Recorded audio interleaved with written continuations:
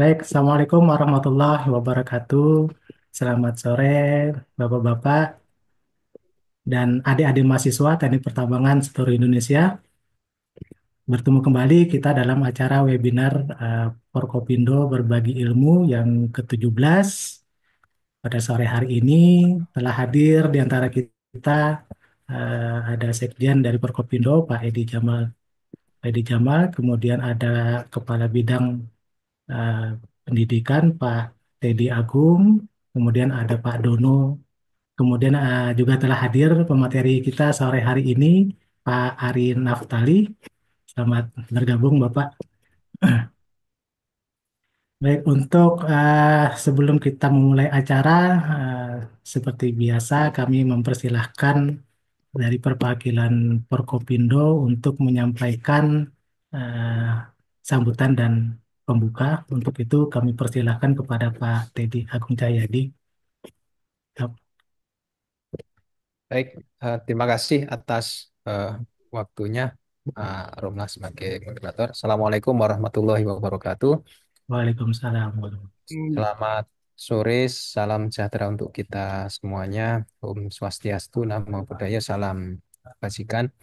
Yang kami hormati Bapak Sekjen dari Forkopindo, ada Bapak Dr. Edi Jamal, kemudian Bapak-Bapak pengurus pusat, ada Bapak Dono, kemudian Bapak narasumber, terkhusus narasumber Bapak Hari Naftali yang saat ini sudah hadir di tempat kita.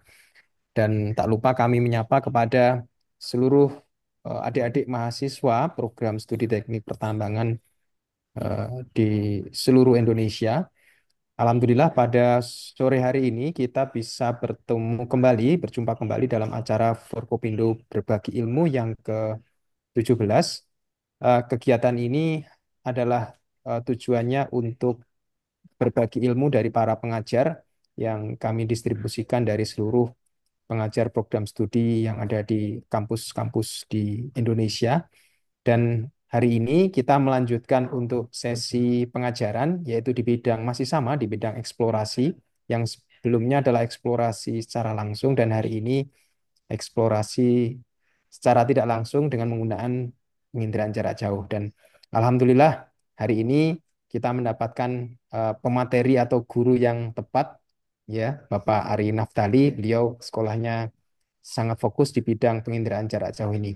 Dan harapan kami kepada adik-adik sekalian, ini nanti dilaksanakan secara langsung di Zoom dan akan disampaikan juga di YouTube. Harapan kami ini nanti dapat disebarluaskan dalam rangka untuk peningkatan pembelajaran. Mungkin itu saja, Pak Romla, dari kami perwakilan dari Forkopindo. Sekali lagi kami mengucapkan terima kasih kepada Pak Ari Naftali yang sudah menyempatkan waktunya untuk memberikan kuliah hari ini. Saya kira demikian. Terima kasih. Assalamualaikum warahmatullahi wabarakatuh. Waalaikumsalam warahmatullahi wabarakatuh. Waalaikumsalam.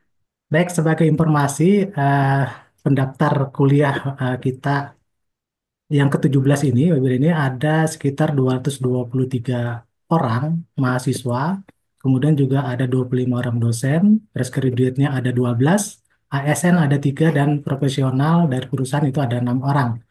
Dan dari rangkumannya sekitar 16 universitas, yakni dari Universitas Syah Kuala, UNP Padang, ada STIN Padang, Universitas Jambi, Universitas Islam Bandung, Universitas Muhammadiyah Tasikmalaya, Institut Teknologi Sains Bandung, ada Universitas Diponegoro untuk sore hari ini, kemudian Institut Teknologi Bandung, Universitas Lambung Mangkurat, Universitas Palangkaraya, Politeknik Negeri Ketapang dari Kalimantan Barat, kemudian dari wilayah Sulawesi ada Universitas Dayanu Isanuddin, Universitas Hasanuddin, Universitas Teknologi Sumbawa, Universitas Haluleo, Universitas Hairun Ternate, Universitas Sulawesi Tenggara, dan Universitas Cendrawasih yang paling ujung timur.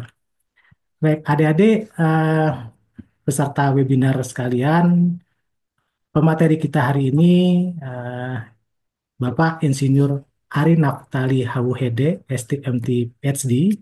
Beliau bidang eksplorasi dan beliau bekerja sebagai dosen di Teknik Pertambangan eh, Institut Teknologi Bandung dan beliau memperoleh gelar doktor di Kyoto University, kemudian juga memperoleh gelar insinyur profesional di tahun 2020.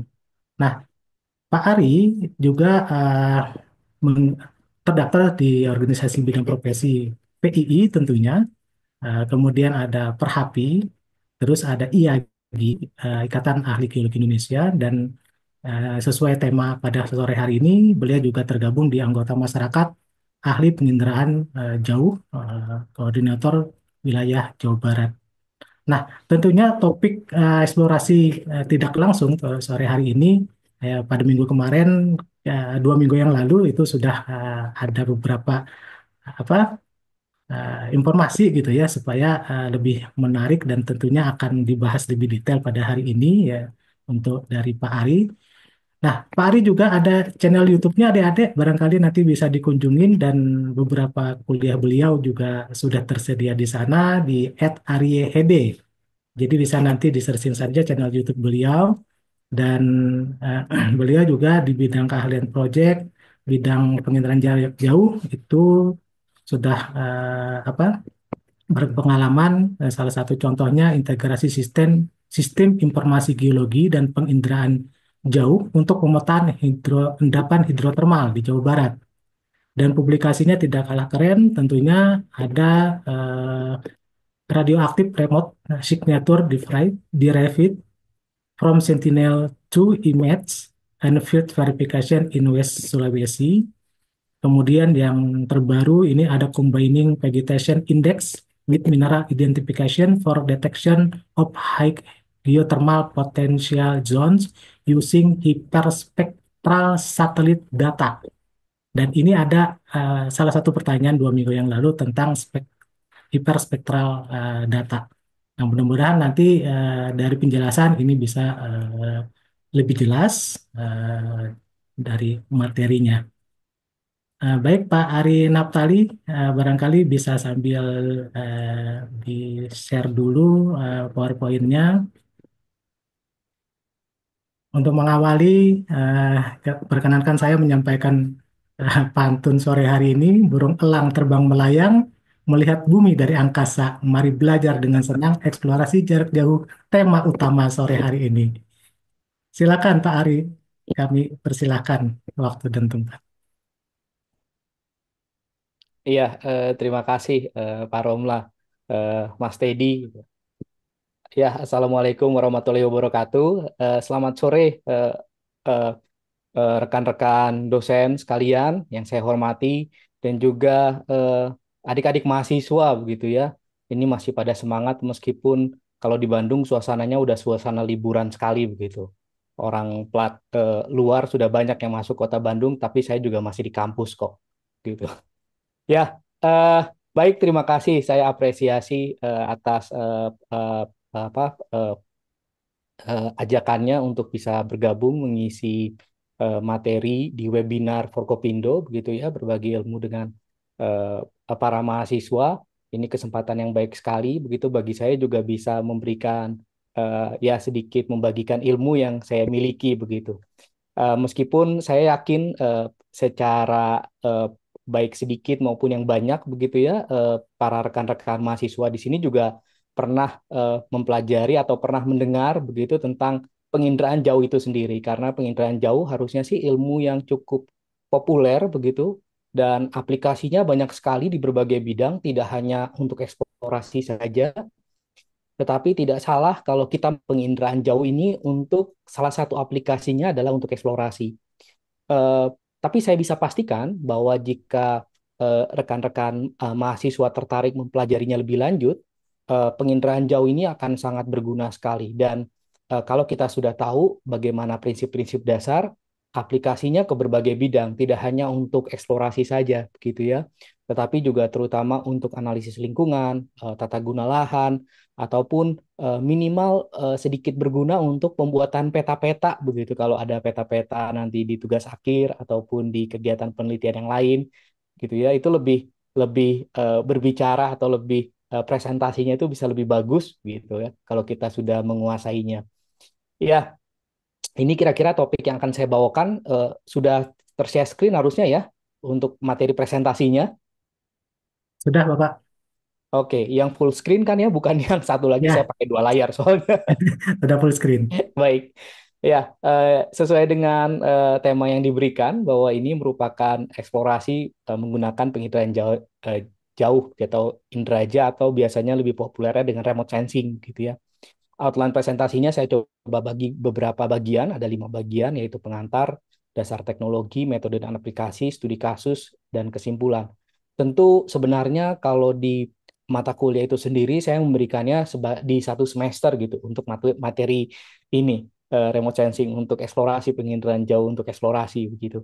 Tapi ya semoga di dalam kurang dari 1 jam ke depan, eh, saya bisa mendeliver, menyampaikan poin-poin utama. Jika ada yang kurang jelas atau yang ingin ditanyakan atau ada yang terkait kebetulan misalnya tugas akhirnya terkait dengan penginderaan jauh, eh, adik-adik rekan-rekan mahasiswa bisa hubungi saya di email saya seperti yang tertera di layar begitu. Kita terbuka saja atau berbagi ilmu kan eh, eh, mulia begitu ya. Nggak usah takut, saya juga kadang-kadang juga masih belajar juga untuk ilmu ini sampai sekarang gitu. Tadi yang saya bilang bahwa sebenarnya aplikasi penginderaan jauh itu luas sekali, bukan hanya untuk eksplorasi. Eh, Teman-teman di eh, ya di geodesi, di lingkungan, planologi ataupun meteorologi begitu ya, mereka tuh semua memanfaatkan sebenarnya salah satu toolsnya adalah menggunakan analisis indraja. Sebenarnya indraja ini merupakan ilmu atau sekarang berkembang menjadi teknik begitu ya, tentang baik untuk mengakuisisi, mengolah ataupun melakukan interpretasi terhadap gambar atau citra dan data-data yang didapatkan dari pesawat atau satelit gitu yang merekam hasil interaksi antara objek material dan radiasi elektromagnetik. Itu definisi secara umum begitu. Jadi eh, ilmu ini sangat luas sekali, eh, baik untuk pemantauan polusi, longsoran, topografi, pemantauan cuaca, dan lain-lain. Dan salah satunya adalah untuk melakukan eksplorasi, baik untuk eksplorasi mineral, panas bumi, ataupun eksplorasi bahan galian fosil lainnya. Ya, metode penginderaan jauh sebenarnya merupakan salah satu metode eksplorasi yang kita kenal sebagai eksplorasi tidak langsung gitu ya, atau indirect method, di mana kita tidak bersentuhan langsung dengan objek atau yang menjadi target eksplorasi atau endapannya itu sendiri gitu. Tetapi dalam hal ini perlu saya eh, tekankan bahwa kalau kita belajar metode remote sensing, maka eh, observasi dan pengukuran itu tetap perlu dilakukan, atau ground truth itu tetap memegang peranan penting. Jadi eh, kita tidak bisa hanya mengandalkan analisis dari laptop atau dari komputer saja begitu untuk melakukan akses tanpa adanya verifikasi maupun validasi. Dan data hasil analisis citra itu bisa kita gunakan sebagai database eksplorasi itu sendiri begitu, sehingga nantinya kita bisa gabung dengan database yang lain gitu. Kalau yang topik sekarang mungkin terkenal istilahnya itu mineral prospectivity mapping begitu ya. Mineral prospectivity mapping, coba nanti rekan-rekan adik-adik mahasiswa eh, searching saja di Google dengan keyword tersebut, maka mineral prospectivity mapping ini sebenarnya mencoba menggabungkan database, berbagai macam database, untuk mencari daerah prospek yang paling prospek terhadap keterlambatan endapan mineral. Salah satu datanya menggunakan data remote sensing, bisa jadi, meskipun nggak melulu data remote sensing atau data citra itu ada gitu di metode MPM atau topik analisis MPM, mineral prospectivity mapping gitu. Dalam hal kegiatannya sendiri, analisis penginderaan jauh memang biasanya dilakukan di tahap-tahap awal kegiatan eksplorasi atau tahap awal eksplorasi. Karena kenapa kita gunakan? Karena data eh, penginderaan jauh gitu ya, dalam tanda kutip merupakan eh, metode yang dalam tanda kutip murah. Walaupun kata-kata murah ini sering diprotes begitu bagi orang-orang. Ini ilmunya ini bukan ilmu yang murah begitu. Tapi secara de facto memang kalau kita bandingkan dengan metode yang lain, dari sisi satuan biaya per unitnya, cost per unitnya, analisis menggunakan penginderaan jauh menghasilkan biaya yang paling murah di antara metode-metode yang lain gitu. Dan juga hasilnya bisa rapid, dalam artian hasil analisisnya bisa dilakukan secara cepat.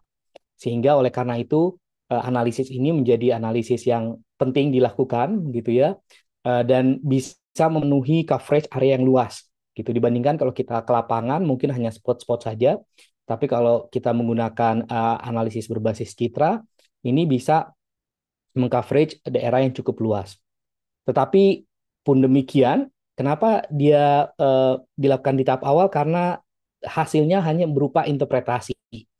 Interpretasi itu kemungkinan salahnya masih itu. Sehingga kita perlu melakukan validasi lapangan dan juga tentu tidak sedetail observasi langsung gitu. Tapi meskipun demikian, boleh saya bilang metode eksplorasi ini salah satu metode eksplorasi yang berkembang dengan pesat gitu. Dibandingkan kalau misalnya adik-adik mempelajari pemboran, misalnya pemboran eksplorasi gitu ya, yang paling gampangnya banyak literaturnya itu, textbooknya itu textbook yang lama-lama, textbook tahun 80 ataupun ada textbook yang tahun 70 tak masih bisa dipakai saat ini karena metode pemboran ya gitu-gitu aja lah metodenya.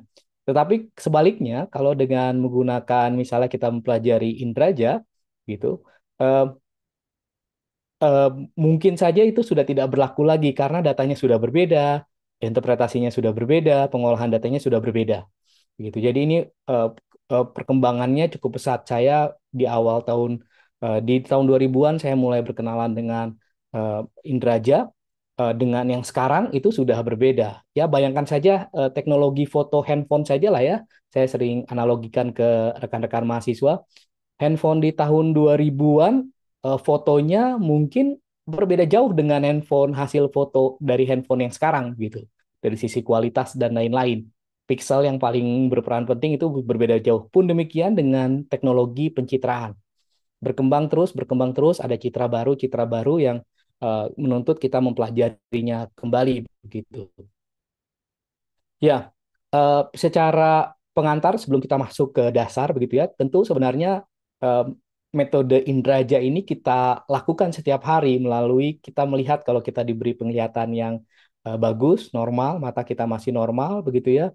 Itu juga kita setiap hari melakukan penginderaan jauh melalui sensor yang ada di natural kita di mata kita begitu ya. Kita memproses data pantulan sinar dari matahari yang atau cahaya yang mengena ke benda, terus kepantulkan ke mata kita, otak kita memproses terhadap benda apa yang di depan kita, itu sebenarnya metode eh, penginderaan jauh, begitu. Dan setiap penginderaan jauh itu memerlukan sumber energi, gitu. Sama seperti mata tidak akan berfungsi kalau kita berada dalam ruang yang gelap, sama sekali gelap, tidak ada cahaya, mata kita tidak berfungsi. Kamera kita juga tidak berfungsi begitu cahayanya redup atau di ruangan yang gelap. Kecuali kalau kameranya dilengkapi dengan flash, mungkin masih bisa berfungsi, tapi tetap ada sumber energi dari lampu begitu. Gitu. Jadi ada sumber energi yang menentukan.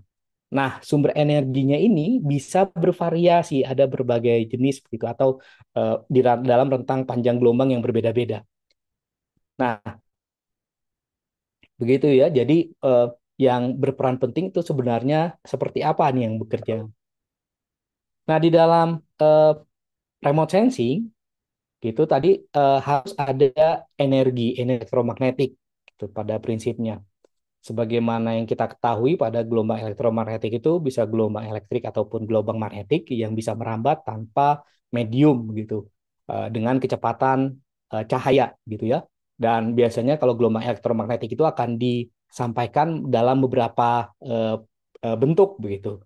Pada umumnya kalau teman-teman elektro biasanya me, apa eh, gelombang elektromagnetik itu di disampaikan dalam bentuk frekuensi, berapa hertz, berapa gigahertz gitu, dalam bentuk frekuensi. Tetapi kalau dalam ilmu remote sensing itu biasanya disampaikan itu dalam bentuk panjang gelombang gitu. Eh, Sebenarnya sama-sama aja karena kecepatan cahaya ini konstan. Jadi kalau saya mau menyampaikan gelombang elektromagnetik dalam bentuk frekuensi juga boleh.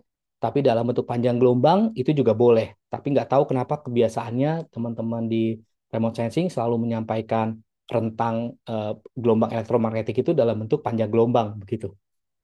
Nah, begitu ketika gelombang elektromagnetik ini insiden atau interaksi dengan material, material itu benda apa saja. Eh, Kalau dalam hal ilmu penginderaan jauh berarti benda yang ada di permukaan bumi, gitu ya. Maksudnya, Pak, Ketika sama dia kan? em, terkena insiden energi, maka setidaknya akan ada beberapa hal fitur yang akan terjadi begitu. Antara lain ada yang refleksi, ada yang emisi, scattering, atau juga ada yang terabsorb dan tertransmisikan. Ini yang kita bagi menjadi dua fenomena, fenomena volume dengan fenomena permukaan.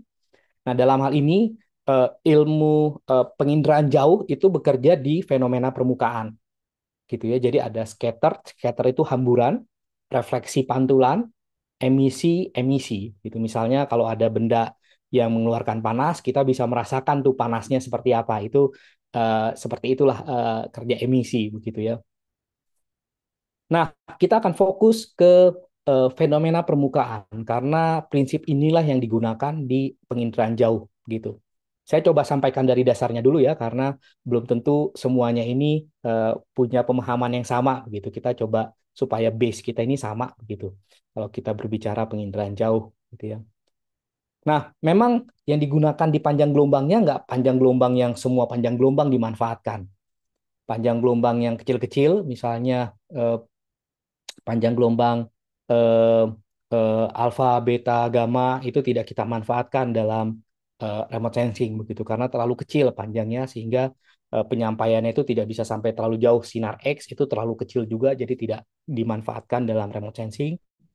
Tapi mulai dimanfaatkan itu di panjang gelombang tampak, cahaya tampak atau visible begitu ataupun sedikit di foto ultraviolet di panjang gelombang 0,2 mikro itu mulai dimanfaatkan juga untuk remote sensing sampai ke panjang gelombang short infrared kita sebutnya sampai sekitar 2,5 mikro begitu ya. Lalu juga ada di panjang gelombang microwave ini mulai dari 1 senti sampai sekitar 100 senti ini kita manfaatkan di remote sensing. Selebihnya tidak dimanfaatkan. Kurang dari 0,2 tidak dimanfaatkan, lebih dari 100 cm itu tidak dimanfaatkan. Kita hanya memanfaatkan range yang sebenarnya nggak terlalu lebar juga gitu untuk rentang panjang gelombang elektromagnetik yang dimanfaatkan untuk remote sensing. Nah, kebetulan interaksi gelombang elektromagnetik ini di dalam atmosfer itu mempunyai variasi yang khas gitu. Karena ada beberapa panjang gelombang tertentu yang sensitif atau terabsorb oleh gas ataupun uap air yang berada di dalam atmosfer itu sendiri. Misalnya di rentang panjang gelombang ini sekitar 1,8 begitu ya. 1,8 ini di atmosfer kita punya uap air H2O gitu ya dalam bentuk H2O gas itu eh, mengabsorpsi rentang panjang gelombang 1,8 mikro. Akibatnya yang sampai ke permukaan habis, nggak ada sama sekali. Begitu juga di panjang gelombang sekitar 2,5 sampai 3 ini juga habis akibat penyerapan karbon dioksida H2O di atmosfer ataupun di beberapa rentang panjang gelombang yang jatuhnya terabsorbnya ini kecil-kecil begitu. Ini di antara 5 sampai 8 mikro, di atas 15 mikro ini enggak ada gunanya karena sudah terabsorb oleh CO2 ataupun di sebelum panjang gelombang sekitar 1 cm begitu ya, ini sangat terpengaruh oleh H2O. Nah, di rentang panjang gelombang ini tidak bisa dimanfaatkan sama sekali. Alias, kalaupun kita taruh sensor yang bisa menangkap panjang gelombang tersebut, gitu. Itu yang kita sebut rentang panjang gelombang yang tidak termasuk dalam atmospheric windows. Ada istilah atmospheric windows atau windows atau jendela atmosfer. Jendela atmosfer itu merupakan rentang panjang gelombang di mana gelombang elektromagnetik bisa sampai ke permukaan bumi. Dan rentang panjang gelombang yang tergolong sebagai atmospheric windows itu yang dimanfaatkan pada penginderaan jauh. Dan juga ada khas beberapa tipikal yang khas begitu ya seperti di rentang panjang gelombang tertentu ada prinsip reflektansi, emisi, scattering gitu yang terjadi. Nah, kalau kita lihat lanjut lagi berdasarkan jenis sensor dan platform itu ada beberapa sensor yang kita bisa bagi-bagi ada apa ini sumber energinya yang berasal bukan dari sensor, kita sebutnya sebagai penginderaan jauh atau remote sensing pasif. Yang ini aktif gitu karena ada sensor yang dia ngeluarin energinya sendiri. Gitu. Tapi ada juga yang memanfaatkan matahari gitu. Nah, kalau berdasarkan sensor berdasarkan tatan spektral, tadi ada sensor optik itu yang bekerja reflektansi, thermal itu emisi, sintetik aperture radar itu yang bekerja di panjang gelombang microwave. Kalau dari sisi platformnya sendiri, kita bisa menggunakan satelit, kita bisa menggunakan pesawat atau drone, yang satelit dengan drone sih bedanya di lingkup tinggi terbangnya begitu ya. Atau bahkan kita bisa ground base gitu. Observasi langsung atau menggunakan alat yang dibawa-bawa di lapangan seperti spektroradiometer gitu. Itu semuanya remote sensing juga gitu. Ya. Nah, eh, saya lanjut kembali ke hasil dari remote sensing itu image. Ini sengaja saya tampilkan untuk kita bisa paham gitu ya bagaimana data dari si remote sensing itu sendiri. Semuanya kita sebutnya sebagai image sebenarnya, baik dari foto udara maupun citra satelit. Image ini bentuk bergambar. Nah, di dalam bentuk gambar biasanya sekarang kita bermainnya di digital begitu. Kita tidak bermain lagi di yang kaca apa foto film atau sejenisnya gitu ya. Rata-rata sudah format digital. Di format digital nanti ada pixel. Pixel itu satuan terkecil begitu ya. Setiap pixel nanti punya nilai tertentu yang kita sebut sebagai digital number. Nah, digital number ini akan kita convert ke atau kita ubah ke uh, nature sifat alami dari sensor yang digunakan. Kalau dia menggunakan reflektansi, berbasis reflektansi, maka digital number ini akan diubah menjadi reflektans. Kalau dia dicek thermal, digital number ini akan diubah menjadi emisi. Kalau dia di uh, SAR akan diubah menjadi nilai backscatter gitu. Nah, bagaimana mengubahnya? Memang itu bukan hal yang gampang gitu ya, tapi masih bisa kita pelajari. Nah, sebelum itu juga ada terminologi mengenai resolusi begitu. Ini kelebihan dari remote sensing begitu ya. Ada resolusi spasial, ini ukuran terkecil dari pixel. Misalnya citra yang free itu rata-rata bermain di medium resolusi, sekitar 10 sampai 30 meter lah resolusinya. Eh, Satu pixelnya berarti 10 meter gitu. Kalau fotonya bisa sampai sentimeter karena lebih tinggi lagi. Ada juga resolusi spektral. Ini berapa banyak rentang panjang gelombang atau band spektral yang bisa direkam oleh sensor tersebut. Adik-adik atau rekan-rekan mahasiswa punya HP, HP itu sebenarnya bisa merekam foto minimal ada 3 layer atau 3 band yang direkam. Band red, green, blue, begitu. Kalau kita mau lihat lebih detail lagi.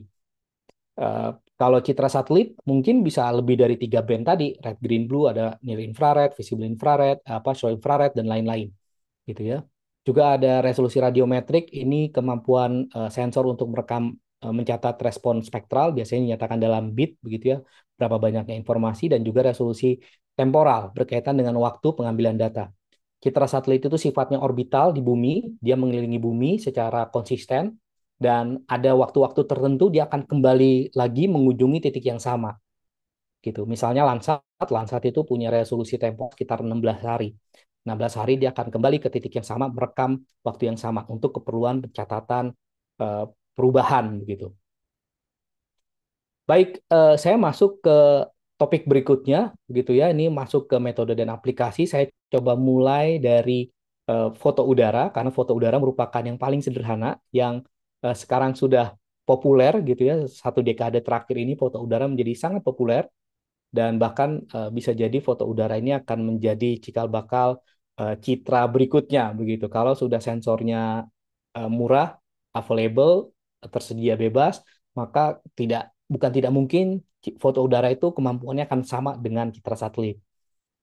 Nah, walaupun demikian, foto udara saat ini banyak dipergunakan sebagai dalam tanda kutip foto gitu ya. Kita analisis foto. Jadi kalau analisis foto ya analisis rona, bentuk, warna dan lain-lain. Saya nggak perlu mengajarkan untuk saya yakin adik-adik mahasiswa bisa langsung melakukan interpretasi terhadap foto tanpa perlu keahlian khusus begitu. Karena sudah biasa melihat foto. Meskipun demikian, saat ini sensor-sensor yang tersedia di dalam foto udara sudah mulai berkembang gitu. Walaupun harganya masih cukup mahal begitu ya. Begitu nambah sensor itu bisa mahal sekali harganya. Sama seperti kamera lah, kalau kita punya kamera DSLR kan yang mahal bukan bodinya, yang mahal itu lensanya gitu. Sama demikian, yang mahal itu bukan bodi dari si drone ya, tapi yang mahal itu sensor kameranya begitu. Begitu ada nambah satu sensor, harganya bisa semakin naik. Tapi hingga saat ini sih sensor yang paling umum banyak RGB, kamera biasa, ataupun ada tambahan yang infrared juga, itu sudah populer, sudah biasa ada lah, ada tambahan sensor yang infrared. Atau bahkan sensor thermal begitu ya, banyak drone thermal juga tersedia di pasaran hingga saat ini gitu. Nah, kalau sudah eh, kapasitasnya sensornya sama, kita bisa berbicara lebih jauh gitu. Tapi saat ini memang yang dianalisis pada umumnya hanya berupa RGB saja gitu. Dan salah satu yang paling sering digunakan, dimanfaatkan di foto udara adalah fotogrametri. Karena drone sudah dilengkapi oleh GPS, begitu kita nyalain drone-nya, GPS itu sudah merekam posisinya, X, Y, Z-nya, elevasinya, kita bisa kasih perintah drone terbang 200 meter. Nanti kita punya aplikasi untuk pemetaan gitu ya, seperti Pilot atau menggunakan Pix4D atau menggunakan drone deploy sejenisnya. Kita bisa membuat rute terbang sehingga nanti drone itu akan terbangnya secara teratur di titik-titik tertentu dengan overlap sekian. Kalau foto sudah ada overlapnya, maka prinsip stereoskopi itu bisa dilakukan begitu, atau untuk menampilkan rona tiga dimensi itu bisa dilakukan gitu ya.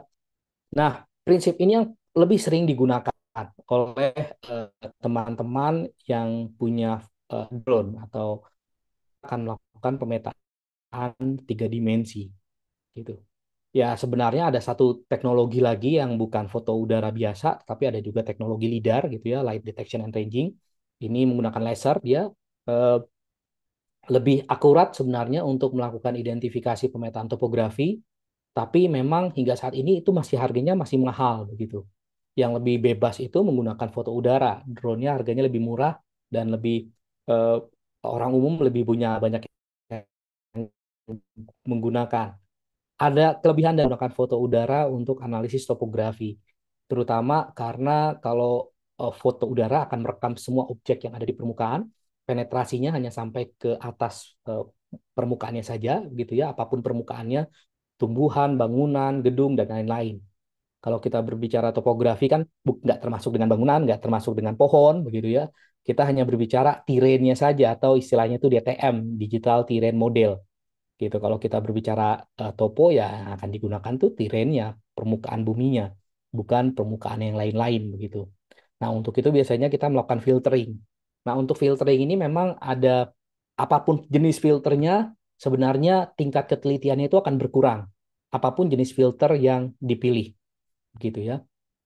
Sehingga nanti perlu berhati-hati terlebih dahulu. Ini kira-kira contoh gambaran survei foto udara yang dilakukan. Biasanya orang-orang itu akan melakukan perencanaan terbang terlebih dahulu sebelum ke lapangan itu, kita buat rute terbang atau flight path-nya, jalur terbangnya. Nanti itu biasanya kalau drone yang model quadcopter dia akan jalan sendiri, ikutin rute terbang. Tapi kalau model yang seperti ini fixed wing kita bilangnya, dia perlu dilempar gitu untuk take off dengan landingnya gitu ya. Kalau sudah fotonya sudah terkumpul, biasanya ini bisa ratusan foto, bahkan kalau daerahnya luas, maka foto tadi akan kita proses untuk pembuatan ortomosaik ataupun pembuatan DEM begitu, sehingga nanti bisa jadi produknya. Proses inilah yang banyak digunakan di dalam foto udara. Hasilnya adalah bisa menampilkan apa, foto topografi. Tapi sekali lagi memang kalau ada begitu kita melakukan filtering dengan menggunakan foto udara, permasalahan utamanya ada di vegetasi begitu. Ya, saat ini sih perkembangan teknologi model tiga dimensinya memang berkembang dengan pesat. Biasanya saya menggunakan aplikasi Pix4D atau Agisoft ya untuk melakukan processing, dan Agisoft ataupun Pix4D bisa menentukan klasifikasi kelas tutupan lahan, mana yang ground, mana yang vegetation, mana yang building, atau jalan road, atau cars bahkan. Dia bisa melakukan identifikasi tersebut, sehingga pada saat saya pengen membuat topografi, saya hanya milih yang ground saja gitu, atau yang tanah saja. Tapi klasifikasi ini tetap ada kelemahannya karena ya otomatis bisa jadi salah gitu dia melakukan klasifikasi. Oleh karena itu perlu berhati-hatilah kalau kita ingin melakukan pemetaan topografi menggunakan foto udara begitu. Itu kalau yang menggunakan kamera RGB biasa.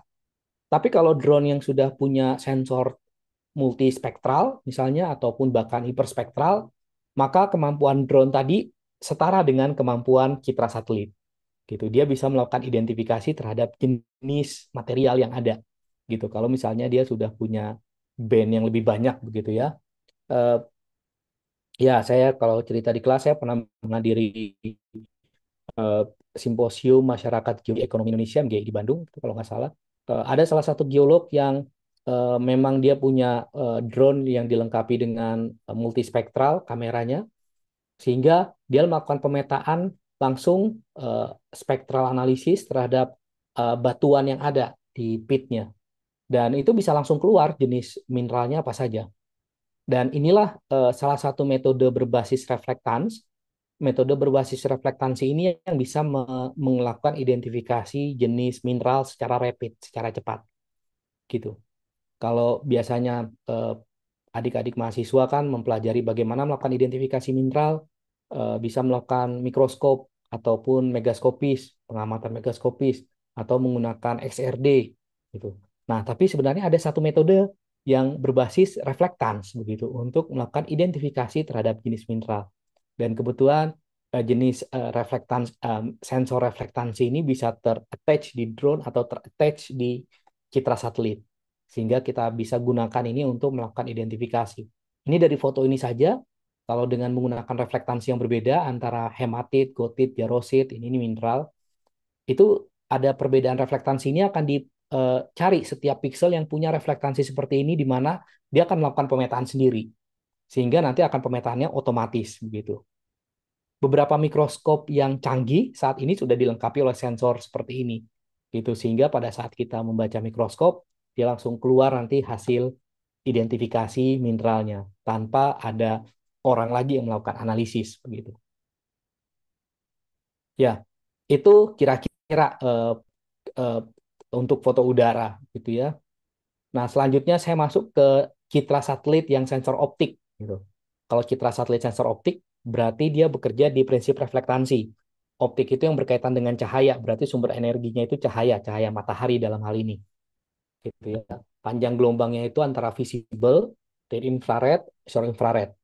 Sekian tertera yang di layar begitu untuk panjang gelombangnya. Nah, di rentang panjang gelombang ini 0,4 sampai 2,5 mikrometer dengan menggunakan prinsip reflektansi, setiap material itu ternyata mempunyai reflektansi yang berbeda-beda atau kita sebutnya sebagai gitu atau tanda khas gitu yang dimiliki oleh setiap material. Tanah punya signature spektral yang khas, kaulinit, hematit gitu. Meskipun ada beberapa material yang tidak mempunyai signature itu ada gitu, yang lurus-lurus aja itu ada, tapi jumlahnya sedikit, lebih banyak material yang punya signature. Kalau dia punya signature, maka kita bisa melakukan membuat database, terus kita coba kumpul-kumpulin, terus kita uh, gunakan sebagai database untuk melakukan interpretasi. Nah, seperti itulah kenapa citra sensor optik pada akhirnya bisa melakukan interpretasi terhadap jenis material, termasuk jenis mineral. Gitu. Sensor optik itu bisa terattach di ground base. Misalnya ini kebetulan kami di sini punya alat ASD Field Spec 4. Ini spektroradiometer yang berbasis ground base, jadi bisa dibawa ke lapangan gitu ya. Atau juga ditaruh di dalam sensor kamera, kamera hiperspektral. Ini ada walaupun harganya masih cukup mahal ratusan juta. Atau di attach di citra satelit, sorry di satelit gitu ya, di wahana satelit. Misalnya satelit Landsat, nanti dia menghasilkan citra Landsat gitu dan lain-lain. Kita bisa melakukan identifikasi mineral. Nah, kita bilang analisis ini adalah analisis setiap citra satelit sensor optik, termasuk foto udara juga sebenarnya itu sensor optik, gitu ya. Kalau kita ingin melakukan analisis identifikasi mineral, itu merupakan analisis berbasis spektral atau reflektan spektral based analysis, gitu. Ini salah satu contohnya lagi beberapa mineral-mineral yang punya penampakan yang khas, signature yang khas. baik di rentang panjang gelombang visible gitu. Panjang gelombang visible itu eh, band besi itu punya signature yang khas, besi oksida, hidroksida itu punya signature yang khas. Eh, Mineral pembawa logam tanah jarang punya signature yang khas. Sedangkan mineral lempung gitu ya, juga mineral karbonat, dia punya signature yang khas justru di panjang gelombang short infrared gitu. Biasanya kita bagi dua bagian, ada yang visible, ada yang short infrared, karena setiap mineral itu punya signature yang khas gitu. Nah, ini kalau saya melakukan ground base ke lapangan, itu kita bisa sampelnya dikumpulin dibawa ke lab, nanti dianalisis spektralnya seperti apa, ataupun bisa langsung ngukur di lapangan. Dan kebetulan alatnya di lab sini ada, itu kebetulan gitu. Jadi bisa dimanfaatkan gitu ya.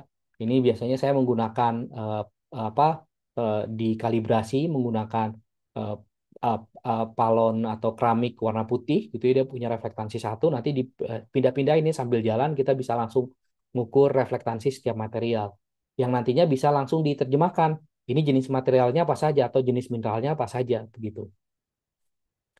Dan inilah yang nanti kita analisis deh kalau ada reflektansi-reflektansi yang khas itu kayak gimana. Salah satu analisis aplikasinya adalah berbasis indeks.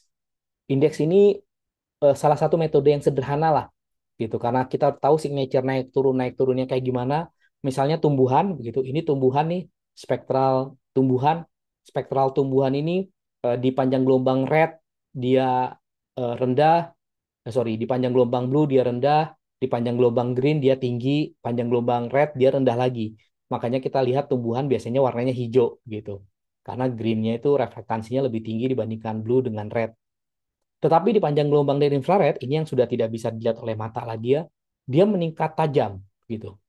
Peningkatan tajam ini bahkan nggak dimiliki oleh material lainnya apapun itu gitu. Nanti di near infrared dia puncaknya, tapi nanti kembali turun di short infrared dan turun. Di bagian sini ada absorpsi-absorpsi. Sebenarnya ini berkaitan dengan penyerapan H2O karena tumbuhan kalau segar, tumbuhan hijau yang masih segar punya kadar air yang cukup tinggi begitu. Sehingga dia terabsorb di panjang gelombang ini. Nah, orang-orang sadar ada peningkatan yang cukup tajam antara near infrared dengan red. Sehingga dibuatlah indeks vegetasi. Salah satu indeks vegetasi yang terkenal adalah NDVI gitu, Normalized Difference Vegetation Index. Dia perbandingan near infrared 3 dikurang near infrared dikurang red dibagi near infrared ditambah red. Gitu. Itu indeks vegetasi. Atau juga kita lihat reflektansi mineral. Misalnya saya kumpulin mineral-mineral kaolinit, monmorillonit, ilit, alunit, ini semuanya mineral lempung gitu ya, kelompok mineral lempung. Kelompok mineral lempung ini punya kesamaan yang khas di rentang panjang gelombang SWIR 1 dengan SWIR 2. SWIR itu short wave infrared gitu ya, saya singkat. Dia tinggi di sini, rendah di sini. Makanya dibuatlah indeks sederhana. Band SWIR 1 dibagi SWIR 2. Alias kalau nilainya SWIR 1 dibagi SWIR 2 lebih dari 1, gitu, karena ini kalau lebih dari 1, alias SWIR 1-nya lebih besar daripada SWIR 2, maka itu sebagai lempung. Kalau bukan, maka bukan. Gitu. Itu yang logika yang sederhana saja yang banyak orang gunakan. Meskipun demikian nanti indeks ini berkembang pesat lagi gitu ya. Ini indeks vegetasi ataupun indeks mineral juga macam-macam bentuknya, tergantung dari jenis citra yang digunakan dan juga kapabilitas range jangkauan panjang gelombang yang digunakan. Gitu. Ya. Nah, ini ya eh, analisis berbasis spektral reflektans yang digunakan di citra sensor optik, citra yang berbasis cahaya begitu, sensor pasif atau biasanya. Nah, citra sensor optik dia punya beberapa jenis. Ada dua jenis yang terkenal, multispektral dengan hiperspektral. Kalau multispektral itu mungkin hanya punya beberapa band sampai kurang dari 20 band lah bandnya itu ya, saluran atau layernya. Tapi kalau hiperspektral, saluran band atau layernya bisa sampai lebih dari 100 begitu. Citra multispektral yang paling terkenal yang mungkin pernah didengar adalah Landsat. Landsat itu keluaran dari NASA Amerika. Landsat Landsat sudah mengudara di tahun kemarin di tahun 2023. Landsat ini merayakan ulang tahun yang ke-50 begitu. Dia dari tahun 73 mulai Landsat 1 dan konsisten dia merayakan 50 tahun dia karena Landsat ini satu-satunya citra yang historisnya paling panjang dan konsisten sampai sekarang masih mengudara meskipun berganti series begitu ya. Landsat 1 sekarang sudah Landsat 9 gitu. Dan nanti rencananya ada Landsat 10 yang di tahun 2030 akan mengudara Landsat 10 Landsat Next disebutnya. Itu akan jadi salah satu breakthrough tersendiri lah kalau Landsat 10 ini publish, mungkin akan mengubah pencitraan secara umum. Tapi ada juga citra yang terkenal lain, Aster. Aster ini dari tahun 2003 lah, ini udah ada, tahun 2000-an udah ada Aster. Aster saat ini, tapi sayangnya mulai dari tahun 2008, salah satu bandnya dia rusak sehingga tidak bisa kita gunakan gitu ya. Sentinel-2 terbitan Eropa, ESA, European Space Agency, sampai dari tahun 2013-2015-an sampai sekarang masih oke. Saya lebih prefer menggunakan Sentinel-2 dibandingkan Landsat untuk saat ini gitu ya. Kalau kita bandingkan Landsat 9 dengan Sentinel-2 di tentang panjang gelombang sensor optiknya, mendingan menggunakan Sentinel-2 karena dia punya lebih panjang, lebih banyak band gitu. Dan Landsat Sentinel-2 Aster ini memetakan semua permukaan bumi. Nggak ada yang nggak terpetakan. Jadi pilihannya banyak. Sedangkan citra hiperspektral memang terbatas gitu ya, walaupun dia resolusi spektralnya tinggi tapi sangat terbatas. Uh, Hyperion tapi sudah nggak publish di tahun 2017 sudah selesai. Tapi kalau kita mau menggunakan Hyperion masih bisa di sebelum tahun 2017. Sekarang yang berkembang baru EMIT, Amerika, Prisma, Itali, Nmap, Eropa, Jerman gitu ya, ataupun Aviris. Jadi perkembangannya itu lumayan cukup menjanjikan lah untuk baik citra multispektral maupun citra jenis hiperspektral. Atau ada juga citra-citra yang berbayar gitu. Citra berbayar, Worldview, uh, Superview, Planet Pleiades, PlanetScope gitu ya. Itu juga bisa kita gunakan. Uh, dan resolusinya tinggi walaupun untuk spektralnya dia terbatas gitu. Resolusi spektralnya rata-rata hanya 4 band, 8 band. Nah, bagaimana kita memanfaatkan sensor optik ini untuk pemetaan? Salah satunya tadi dengan berbasis spektral, kita menggunakan band rasio atau perbandingan band. Karena tahu ini band rasio untuk besi, dia red dibagi blue, atau clay SWIR 1 dibagi SWIR 2, begitu. Kita cocokkan dengan panjang gelombang yang dimiliki di citra satelit tersebut. Selain di band rasio sih punya stretching atau berbasis spesies gitu ataupun berbasis metode klasifikasi seperti spectrometer ataupun berbasis machine learning gitu. Itu pengolahan yang biasa yang dilakukan gitu ya. Atau juga ada citra thermal infrared. Ini citra thermal infrared kita ingin pada umumnya kita ingin mendapatkan surface temperatur pada umumnya gitu ya. Karena citra thermal sih sebenarnya konsepnya cukup rumit, tetapi di panjang gelombang 3 sampai 5, panjang gelombang 8 sampai 14, dia bisa melakukan interpretasi suhu di sekitar misalnya di sini saya punya kurva spektral 300 Kelvin. 300 Kelvin itu sekitar 27 derajat Celcius gitu ya. 27 derajat Celcius itu suhu temperatur rata-rata permukaan bumi. Nah, untuk mendata temperatur 27 derajat Celcius atau temperatur rata-rata, itu efektif di rentang panjang gelombang 10 microwave. Jadi kita harus manfaatin panjang gelombang 10 microwave gitu.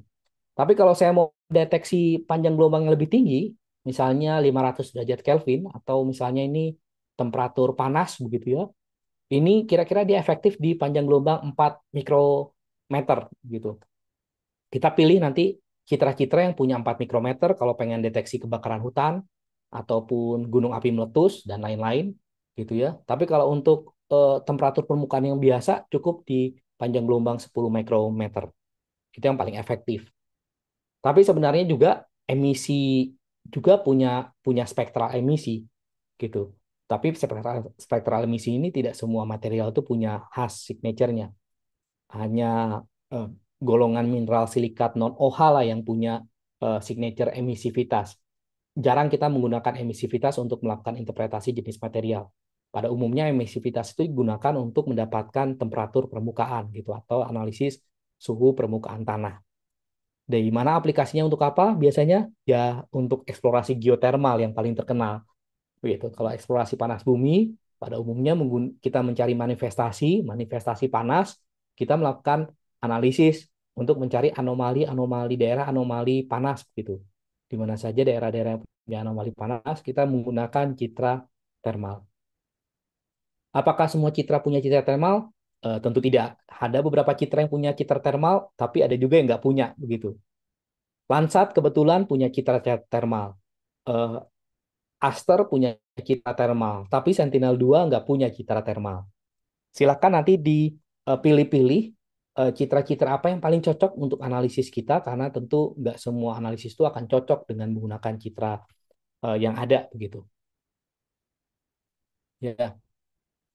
Nah, satu lagi ada citra yang kita masuk ke panjang gelombang berikutnya, panjang gelombang yang lebih panjang. Ini udah satuannya bukan mikro lagi. Saya tidak pernah berbicara mikro di sini. Eh, kita udah satuannya itu milimeter atau bahkan sampai ke 100 cm atau 1 cm begitu. Nah, ini yang kita sebut sebagai citra radar sebenarnya.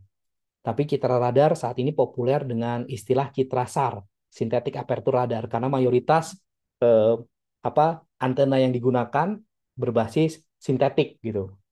Sehingga kita sebutnya citra SAR, citra SAR. Nah, citra radar merupakan citra yang cukup powerful untuk mengatasi kendala eh, cuaca. Misalnya awan, dia bisa nembus awan, hujan bisa nembus hujan, berbeda dengan citra sensor optik, begitu ada awan, begitu ada hujan, udah KO gitu. Tapi kalau citra radar karena resolusi yang cukup tinggi sehingga penetrasinya juga cukup tinggi juga gitu. Nah, tetapi memang parameter yang akan kita dapatkan adalah scatter. Scatter itu hamburan gitu. Dan ini hamburan balik begitu yang kita dapatkan itu nilai hamburan balik. Nah, nilai hamburan balik ini sangat bergantung kepada bentuk dari permukaan yang ada. Kalau permukaannya kasar dengan permukaan halus itu punya hamburan balik yang berbeda gitu. Apakah dia bisa melakukan analisis terhadap jenis materialnya? Nah, nanti dulu kita coba lihat eh, terlebih dahulu parameter apa sih yang bisa kita lakukan untuk melakukan interpretasi terhadap jenis tutupan lahan atau jenis material yang ada gitu. Karena tadi citra radar itu hanya bisa membedakan dari parameter kekasaran permukaan gitu atau surface roughness istilahnya ya. Tapi beruntung ada persamaan radar di mana ini merupakan hubungan antara jarak radar dengan karakteristik pemancar, penerima, antena, dan target lingkungannya, begitu ya. Eh, Kita akan fokus kepada parameter yang sangat menentukan, yaitu koefisien hamburan balik, backscattering koefisien. Nah, kebetulan koefisien hamburan balik ini berhubungan dengan kekasaran permukaan. Kalau kekasaran permukaan tadi sudah jelas, gitu ya, eh, antara material yang halus dengan yang kasar, dia bisa membedakan. Dan satu lagi adalah parameter yang kita sebut sebagai parameter eh, reflektivitas permukaan.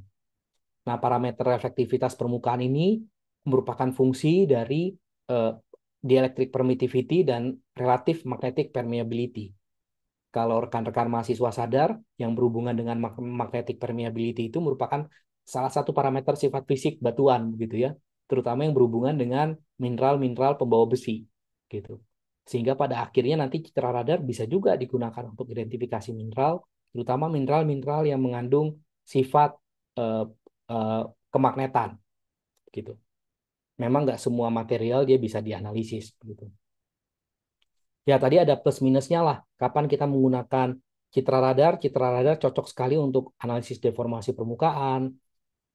Misalnya kalau ada gunung api meletus, kita menganalisis produk gunung api, karena produk gunung api kan biasanya ditentukan dari bentuk ukuran butir gitu ya, antara tufa, lava, lapili, bom, itu kan semua ukuran bentuk. Citra radar powerful. Atau juga untuk membuat digital elevation model, citra radar powerful. Salah satu turunannya adalah untuk melakukan identifikasi struktur geologi, patahan, ataupun struktur yang lain, citra radar cukup powerful gitu. Tapi kalau untuk menentukan jenis altrasi, nah citra radar nanti dulu gitu, karena dia nggak punya apa, nggak punya toolsnya itu Itu yang lebih powerfulnya citra sensor optik untuk menentukan alterasi. Itu kira-kira beberapa jenis citra. Oh ya, satu lagi sebenarnya kalau kita mempelajari citra tadi antara citra sensor optik, citra sensor apa thermal, citra radar gitu ya, sebenarnya sudah berbeda begitu.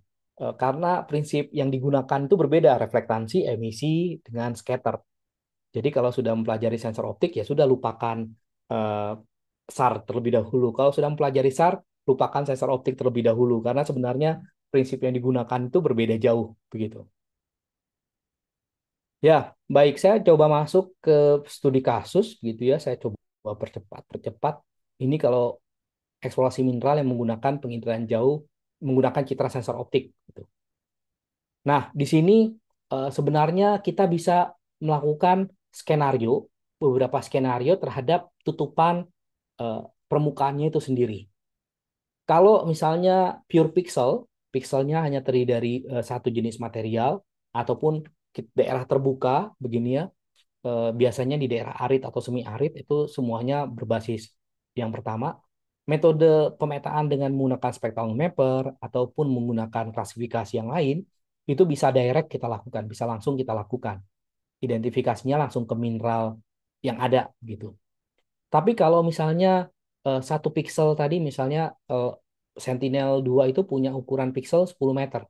Di dalam 10 meter tadi ukuran 10 kali 10 meter satu pixelnya bisa jadi ada terdiri dari banyak komponen gitu yang kita sebut sebagai mixed pixel. Nah, maka untuk kasus-kasus ini mixed pixel akan diselesaikan dengan metode linear spectral mixing ataupun metode berbasis PCA yang pada umumnya yang biasa digunakan. Metode yang lain ada gitu, tapi dua inilah yang paling terkenal yang biasa digunakan. Tapi sebaliknya kalau pure pixelnya di daerah yang seperti di Indonesia, misalnya di daerah tropis, semi tropis gitu ya, di daerah humid yang banyak tumbuhannya dan bahkan kalau kita lihat dari atas itu tutupan kanopi pohon semua 100% gitu misalnya. Nah, maka analisisnya udah nggak bisa analisis tanah atau batuan lagi, yang dianalisis adalah tumbuhannya gitu. Ini kira-kira beberapa skenario yang kita gunakan kalau kita menggunakan citra sensor optik untuk pemetaan mineral. Karena kalau pemetaan mineral lebih terkenal menggunakan citra sensor optik gitu dibandingkan menggunakan citra yang lain. Ya, ada banyak yang bisa kita jadikan referensi kalau itu kasus full pixelnya di daerah yang daerah terbuka gitu.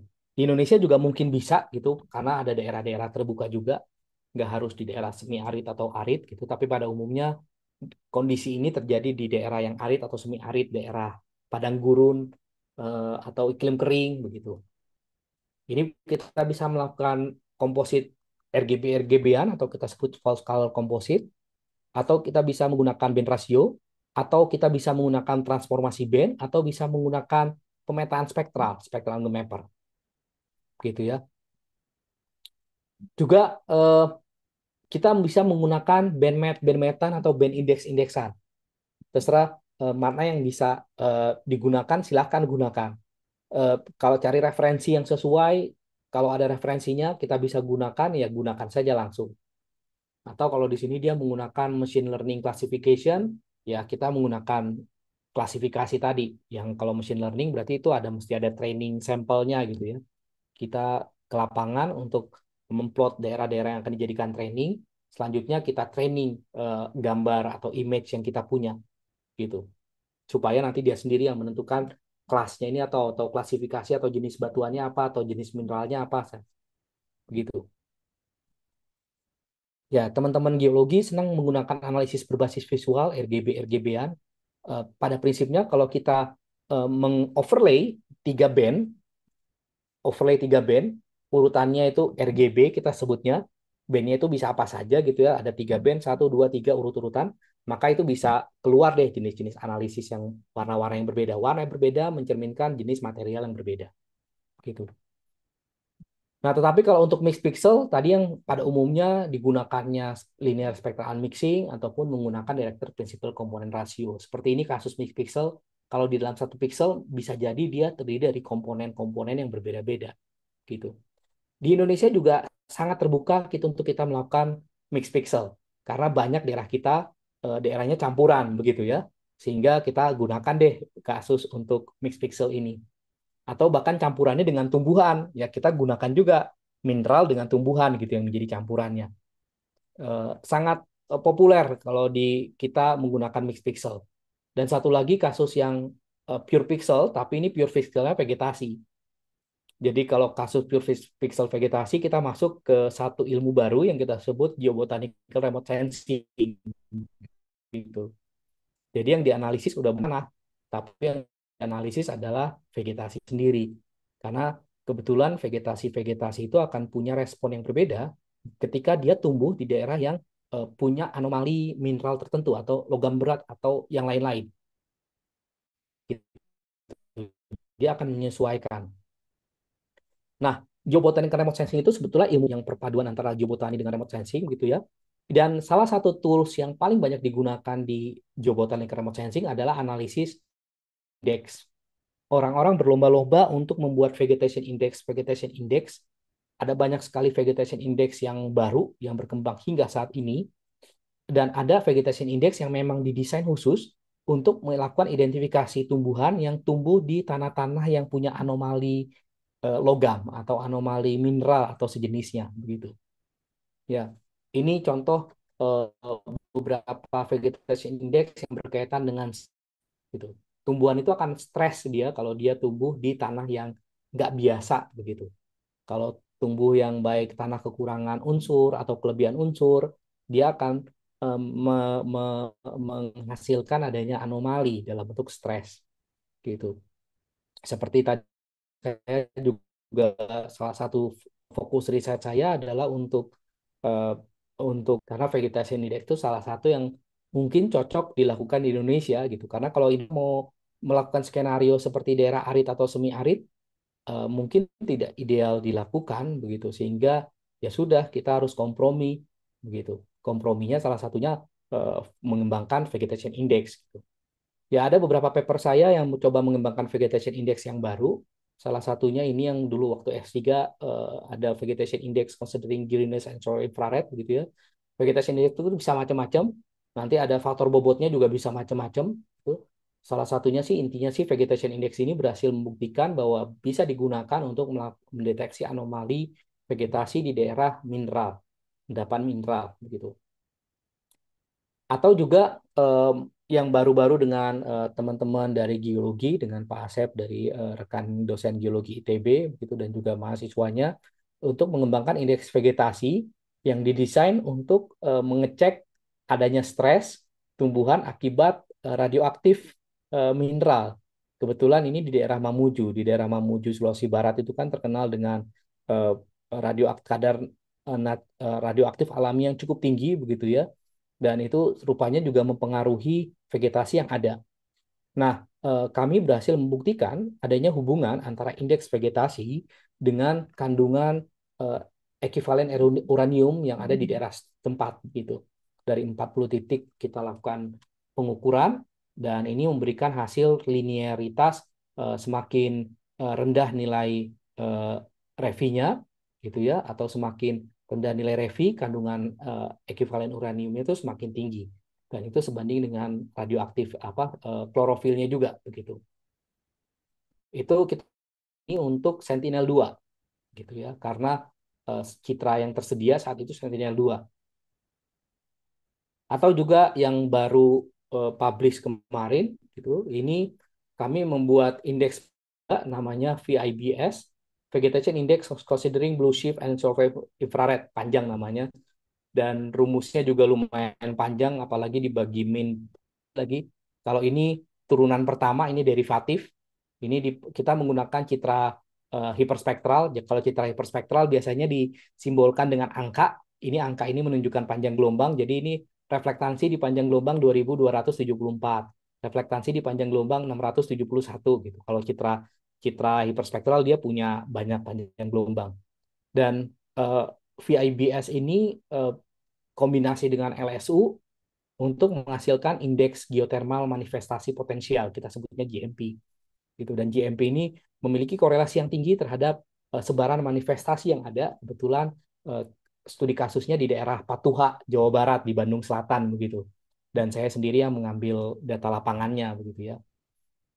Nah, itu kira-kira beberapa hal yang bisa kita lakukan untuk pemetaan atau eksplorasi menggunakan citra satelit.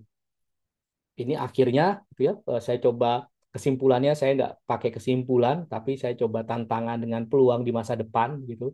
Karena tantangannya sebenarnya yang saat ini berkembang, kondisi di alam itu nggak ada yang pure hanya terdiri dari satu mineral, pasti akan terdiri dari banyak jenis mineral, dan bagaimana signature spektral yang target kita seandainya signaturenya itu kecil, coba kita tinggikan kayak gimana, atau juga keterbatasan dari multispektral ini tersedia bebas di semua tempat, tetapi dia resolusinya nggak setinggi dengan hiperspektral.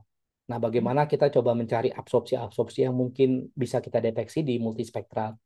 Atau juga masih diperlukan pengembangan metode SAR untuk identifikasi mineral, karena SAR kelemahannya tadi gitu, dia bisa identifikasi kekasaran permukaan, tapi kalau untuk identifikasi mineral ini dia sedikit mengalami kesulitan gitu.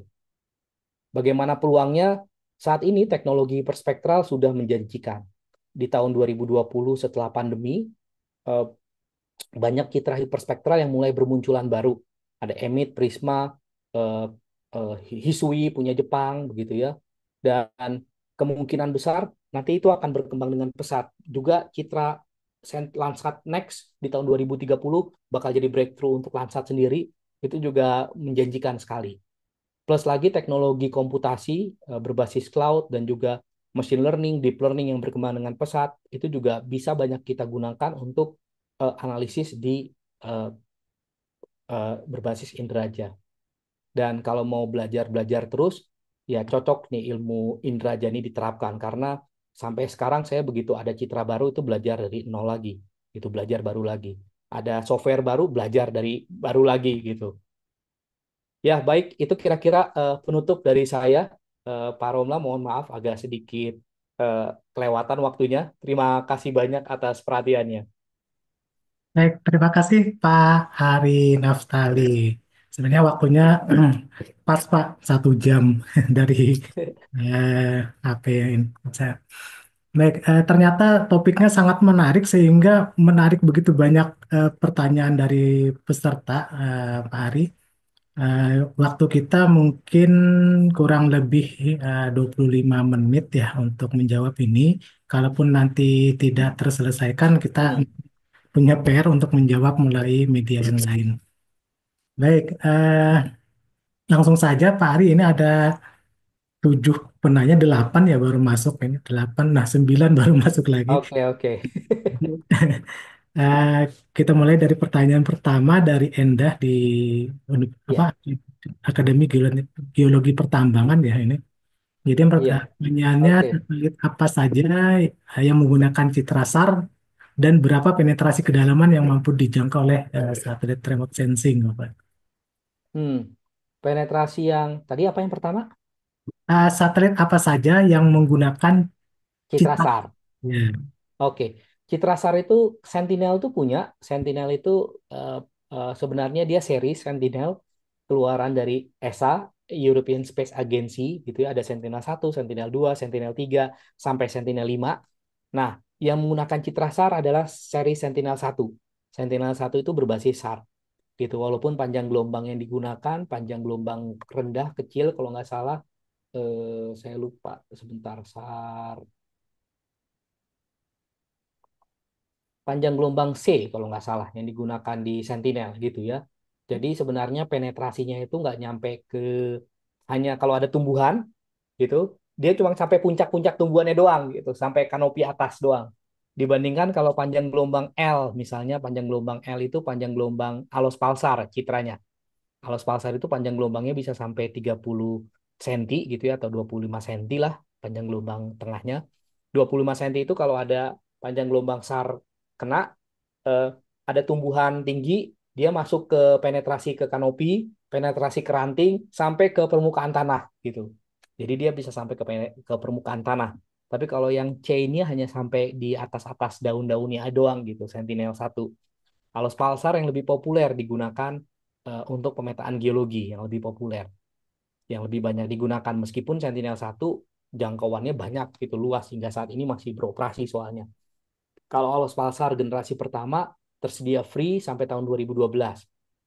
Sekarang sudah berbayar begitu yang generasi kedua gitu. Sehingga orang lebih banyak pakai Sentinel karena Sentinel itu free. Itu contohnya yang terkenal ya. Selain itu ada Terasar X, ada apa lagi ya? Ya terkenal Terasar X, Alos Pulsar, Sentinel 1. Contoh-contohnya untuk panjang gelombang SAR. Penetrasinya tadi ya saya jawab. Kalau untuk panjang gelombang semakin panjang dia bisa penetrasinya bisa berbagai jenis eh, apa material begitu. Tapi sebenarnya hanya sampai ke permukaan saja. Jangan berharap kalau sampai ke kedalaman tanah gitu ya, nggak bisa. Itu karena kita manfaatkan itu tadi fenomena permukaan gitu. Baik, Bapak. Eh, Menarik sekali ya. Jadi memang istilah-istilahnya pun begitu asing bagi saya gitu. Jadi memang kayaknya ada irisan Pak ya dari apa ilmu geografi dan fisika instrumen kali barangkali atau geofisika. Benar. Baik. Pertanyaan yang kedua ini dari M. Harus dari Universitas Teknologi Sumbawa.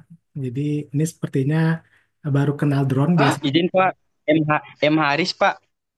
M. Haris. Oke, M. Ya Haris. Pak. Ya Pak. Baik. Pertanyaannya bagaimana cara mengambil data dengan drone? Apakah ada step by step atau langsung foto di keseluruhan tempat yang mau diambil data eksplorasinya? Yang kedua, bagaimana pengambilan data drone ini akurat atau tidak? Ya, baik.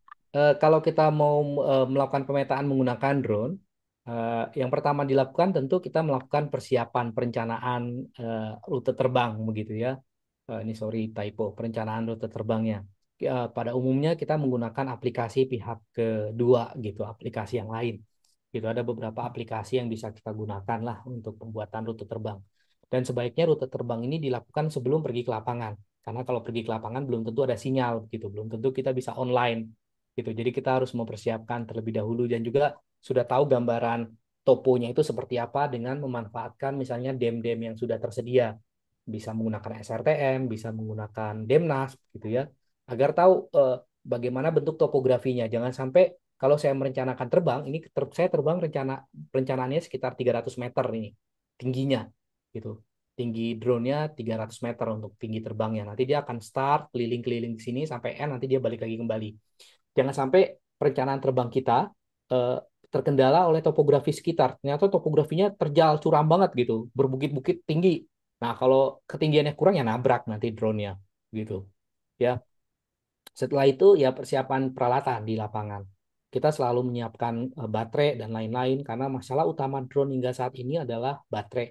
Baterainya itu terbatas begitu. Jadi siap kalau kita mau daerahnya luas, siapin banyak baterai gitu. Kalau nggak bisa baterainya terbatas, ya siapin tempat ngecas itu ada di mana. Dan setelah itu terbangin gitu. Ya ada yang bilang sih izin-izin dulu katanya ke ketua adat gitu ya. Itu percaya nggak percaya, tapi saya pernah kejadian nabrak gitu ya. Pak, ini belum izin dulu ke ketua adat yang ada gitu ya. Masuk akal, masuk akal. Karena udah nggak bisa menjelaskan kenapa kok bisa nabrak. Padahal kita udah rencanain sebagus mungkin, tapi tetap nabrak juga. Ya akhirnya orang Indonesia kan oke deh gitu, percaya hal-hal yang kayak gitu kan. Nah, untuk akurat atau tidak, tergantung keperluannya apa. Misalnya untuk mengambil foto ortomosaik, eh, biasanya keakurasiannya itu akurasi terhadap koordinat ya X, Y, Z begitu. Koordinat X, Y, Z.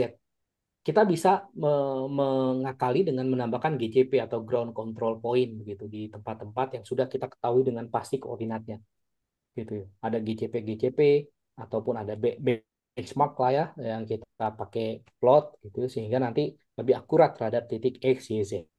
Drone saat ini beberapa sudah dilengkapi oleh GPS yang canggih yang kita sebut GPS geodetik RTK gitu ya.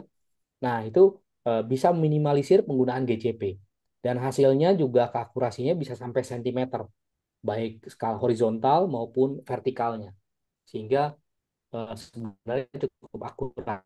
Hanya tinggal untuk pembuatan kendala topografi, sorry, vegetasi itu menjadi krusial, harus dilakukan filtering. Tapi apapun jenis filteringnya itu akan mengurangi keakurasian data gitu. Wah, luar biasa Pak, informasinya. Barangkali kalau mau men, apa, meminum kopinya dulu Pak Ari, barang istirahat dulu dari tadi bicara ngomong terus. Gak apa-apa. Adik-adik peserta mahasiswa tentunya memang suatu hal yang baru itu menarik bagi kita ya. Dan bagi adik-adik yang menyukai drone untuk pemetaan ini, jangan lupa gitu ya, harus ada izin ya, ada izin menerbangkan drone atau sebagai pilot drone supaya itu tidak bermasalah secara hukum gitu ya. Yang tadi kata Pak Ari harus ada izin dulu gitu ya ke apa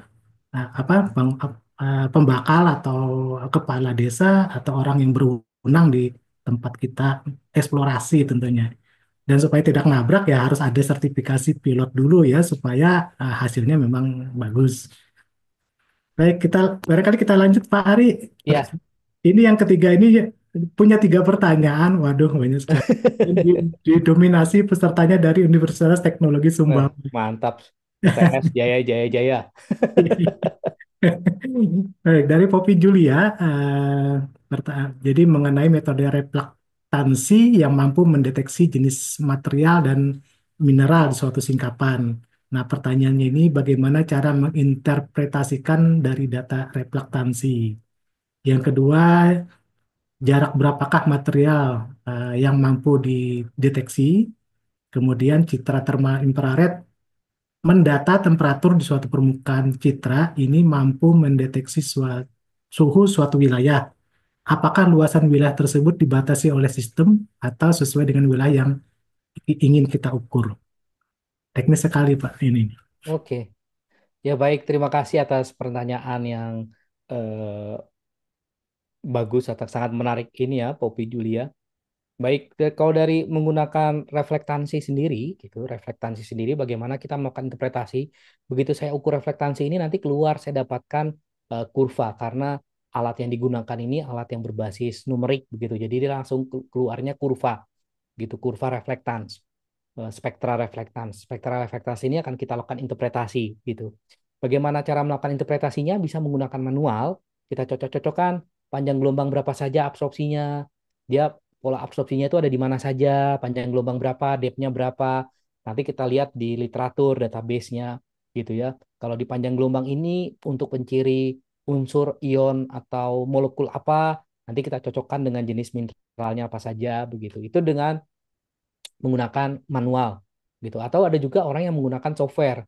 Software yang tersedia saat ini mungkin yang terkenal TSG namanya, TSG.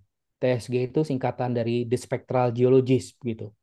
The Spectral Geologist itu uh, dia bisa melakukan interpretasi terhadap panjang gelombang dan absorpsi, nanti diinterpretasikan terhadap jenis mineralnya apa saja. Tapi memang mineralnya hanya terbatas, terutama mineral-mineral penciri alterasi. Karena TSG ini didesain untuk uh, alterasi, identifikasi alterasi. Jadi kalau saya punya digunakannya di perusahaan-perusahaan tambang, saat ini perusahaan tambang punya alat teraspek gitu ya, sejenis ASD field spec ini, dia kalau kita setelah mengebor dapetin sampel pemboran, sampel pemborannya dibagi dua, dibelah jadi dua, terus langsung diukur dengan menggunakan spektral tadi, terus langsung keluar nilai mineralnya apa saja, jenis alterasinya apa saja. Itu untuk analisis analisis rapid cepat di lapangan. Nanti selanjutnya baru dimasukin ke lab untuk XRD untuk pemastiannya. Itu menggunakan software TSG atau juga ada software ringan namanya SpecMin, Spectral Mineral. Itu bisa kita gunakan juga. Gitu, saya biasanya kombinasi antara menggunakan manual plus menggunakan software gitu. Karena software saja kadang-kadang identifikasi unsur-unsurnya nggak semua panjang gelombang minor ini nggak kebaca, hanya panjang gelombang mayor. Padahal ada mineral-mineral target yang saya butuhnya minornya ternyata yang nggak kebaca itu, sehingga melakukan manual. Pada jarak berapakah bisa terdeteksi? Kalau dengan menggunakan pengukuran lapangan, kira-kira sebantaran kita lah, gitu. Tapi sebenarnya jaraknya nggak terbatas ya. Nanti dia punya field of view. Citra satelit kan pada prinsipnya juga mengukur reflektansi gitu. Citra satelit diukurnya dari jarak berapa? Dari jarak 700 km di atas permukaan tanah gitu. Dia masih bisa mampu mengukur reflektansi. Jadi panjang gelombangnya ini nggak ada batasan selama dia tadi eh, termasuk dalam panjang gelombang yang kita sebut sebagai atmospheric windows gitu. Ya, terus citra thermal infrared ini bisa mengidentifikasi temperatur permukaan citra, apakah ada luasan wilayah. Eh, nggak ada luasan wilayahnya, tergantung dari scene yang kita punya gitu atau citra yang kita punya gitu ya. Meskipun demikian, yang menjadi batasan di analisis thermal infrared pada umumnya, eh, thermal infrared itu akan mengukur, kalau kita lihat hasil pengukurannya begitu yang kita sebut dengan anomali. Ini yang kalau saya lihat ke di sini yang disebut dengan anomali-anomali ini yang warna coklat-coklat ini sebenarnya temperaturnya 280 derajat Kelvin. Jangan dikira gede nilai ini ya. 280 derajat Kelvin berapa sih temperaturnya? Kecil. 0 derajat itu 293. 280 itu berarti hanya 7 derajat doang gitu. Ya ini karena kebetulan daerahnya daerah yang di iklim dingin gitu, dari musim dingin. Itu udah termasuk anomali. Tapi kalau di Indonesia anomalinya mungkin terdeteksi sekitar 30 derajat, 35 derajat itu udah sebut anomali gitu. Karena yang diinterpretasikan temperaturnya hasil dari interpretasi prinsipnya prinsip radiasi gitu ya. Nah, berbasis prinsip radiasi ini selalu lebih kecil daripada temperatur asli di lapangan. Kalau saya ngukur temperatur di lapangan bisa sampai 100 derajat, tapi begitu ngukur dengan menggunakan citra satelit paling hanya sekitar 30 derajatan. Itu udah sebut anomali karena rata-rata itu sekitar 25 derajat itu temperatur rata-ratanya. Yaitu kalau permasalahan di menggunakan citra termal begitu. Selalu hasil deteksi dari radiasi temperaturnya lebih kecil daripada temperatur kalau kita ngukur secara kinetik gitu. Atau secara aktual menggunakan termometer langsung gitu ya, nyentuh langsung itu selalu lebih tinggi dibandingkan prinsip radiasi. Ya, itu kira-kira jawaban saya. Baik, terima kasih Pak. Ah, baik, selanjutnya dari Ardian Anwar, sepertinya tadi secara tersirat sudah terjawab sebenarnya. Jadi Nah, pertanyaannya ini bagaimana peran citra atau sensor pada kegiatan eksplorasi di daerah yang bervegetasi rapat? Apakah eh, terjadi gangguan saat pengambilan data atau tidak? Yang kedua ini dia berhubungan dengan iklim, iklim yang bervariasi, terutama berkabut atau hujan, dapat mengganggu dalam kegiatan eksplorasi dengan penginderaan jauh. Apakah itu benar gitu ya, mengganggu gitu Pak? benar. Hmm. Ya baik, ya memang ada kalanya vegetasi itu mengganggu obstrak terhadap reflektans kalau target kita terhadap tanah ataupun batuan begitu ya. Jadi dia mengganggu sekali kalau kehadiran vegetasi. Tetapi akhirnya kita nggak bisa selamanya kalau ada gangguan vegetasi kita nggak bisa ngapa-ngapain begitu. Bukan dalam artian gitu ya, bukan menyerah. Ini kita anggap sebagai tantangan lah begitu. Memang Indonesia itu kondisinya bukan ideal untuk melakukan analisis penginderaan jauh karena kehadiran vegetasi yang sangat gitu. Akhirnya kita eh, eh, apa coba melakukan usaha yang lain. Salah satu usahanya dengan menggunakan mix pixel gitu ya. Seandainya kita menggunakan mix pixel PCA, saya coba kurangin efek vegetasinya. Atau bahkan eh, efek vegetasinya nggak dikurangin, bahkan kita memanfaatkan efek vegetasi itu sendiri gitu. Dalam kasus seperti ini, kasus pure pixel vegetation, akhirnya yang dianalisis ya udah vegetasinya langsung gitu. Saya coba saya berikan contohnya begitu ya. Ini kemarin saya ngukur vegetasi akhirnya, bukan ngukur lapangan itu yang diukur itu bukan bukan tanah atau batuan, tapi yang diukur justru cari anomali-anomali yang ada gitu, yang diukur ke vegetasinya langsung karena akhirnya sudahlah kita bermainnya di vegetasi gitu. Jadi kira-kira itu yang bisa bisa bisa kita lakukan gitu pada akhirnya. Ya, itu kira-kira jawaban saya. Nah, baik Pak, berarti Kalau oh iya satu lagi yang iya, kalau di berkabut atau hujan, kalau optis memang bermasalah kalau berkabut dengan hujan. Tapi kalau SAR nggak ada masalah. oke. Berarti ada error Pak ya untuk jarak akibat vegetasi ya, jadi puncak puncak vegetasi dengan ketinggian pohon mungkin ya. Ya bisa bisa. Oke, Gitu. baik. Nah, ini pertanyaan selanjutnya masih terkait teknis, tapi saya ada satu pertanyaan umum ini Bapak, Jadi untuk pemetaan ini kan dengan metode tidak langsung ya, eksplorasi tidak langsung menggunakan foto ya, baik dari drone atau citra satelit. Kemudian kita juga mengetahui ada metode konvensional dengan total station ya, total station dan GPS geodetik barangkali ya yang menempel langsung di atas permukaan. Nah, dalam realitanya ya, jadi realitanya di konsesi wilayah pertambangan ini antara pemegang teknologi konvensional dengan yang secara tidak langsung ini selalu berbeda pendapat, Pak.